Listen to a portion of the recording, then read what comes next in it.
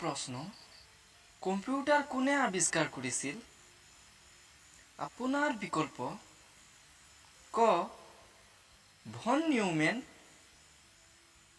খ জে.এছ. কিলবি, গ Charles Babbage, ঘ ওপৰৰ এটাও নহয়।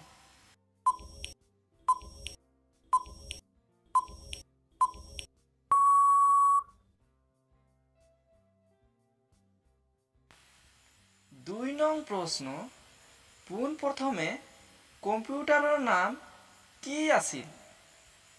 আপোনাৰ বিকল্প ক এট্ৰিছ, খ এনিকা, গ টেণ্ডে, ঘ নবেলা।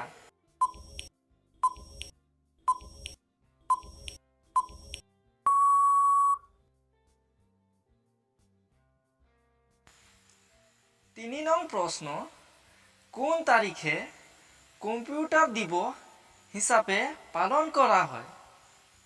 আপোনাৰ বিকল্প ক 5 ডিচেম্বৰ, খ 14 ডিচেম্বৰ, গ 22 ডিচেম্বৰ, ঘ 2 ডিচেম্বৰ।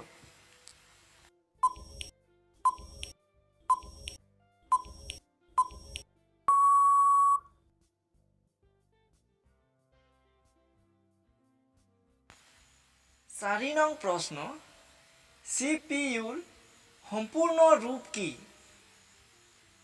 আপোনাৰ বিকল্প ক চেন্ট্ৰেল প্ৰচেছিং ইউনিট, খ চেন্ট্ৰেল প্ৰব্লেম ইউনিট, গ চেন্ট্ৰেল প্ৰচেছিং ইউনিয়ন, ঘ ওপৰৰ এটাও নহয়।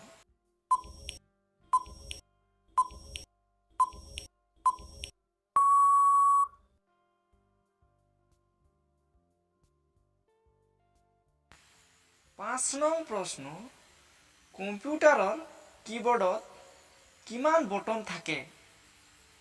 আপোনাৰ বিকল্প ক 109টা, খ 105টা, গ 104টা, ঘ 100টা।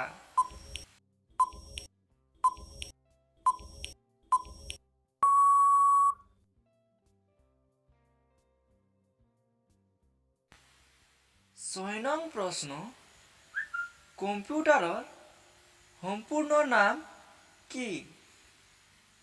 আপোনাৰ বিকল্প ক খ গ ঘ।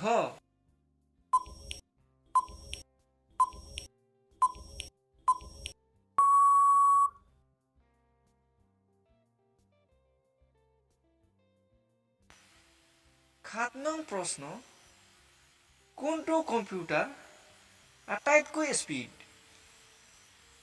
আপোনাৰ বিকল্প ক মিনি কম্পিউটাৰ, খ মাইক্ৰ' কম্পিউটাৰ, গ মেইন ফ্ৰেম কম্পিউটাৰ, ঘ ছুপাৰ কম্পিউটাৰ।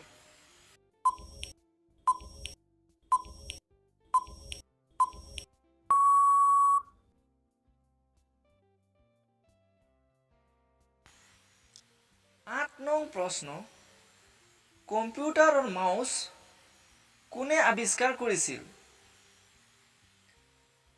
আপোনাৰ বিকল্প ক উইলিয়াম, খ ডগলাছ ইংগেলৱাৰ্ট, গ ৰবাৰ্ট জিউকে, ঘ ওপৰৰ এটাও নহয়।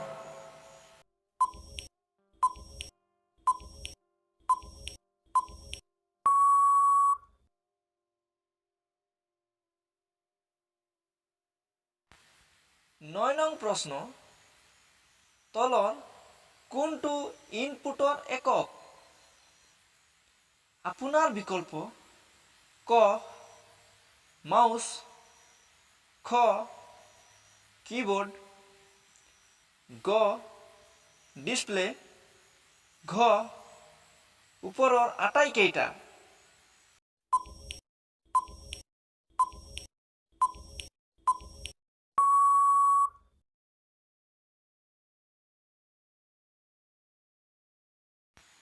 দশ নং প্ৰশ্ন, আধুনিক কম্পিউটাৰ কেতিয়া আবিষ্কাৰ কৰা হৈছিল? আপোনাৰ বিকল্প ক 1949 চনত, খ 1951 চনত, গ 1946 চনত, ঘ 1947 চনত।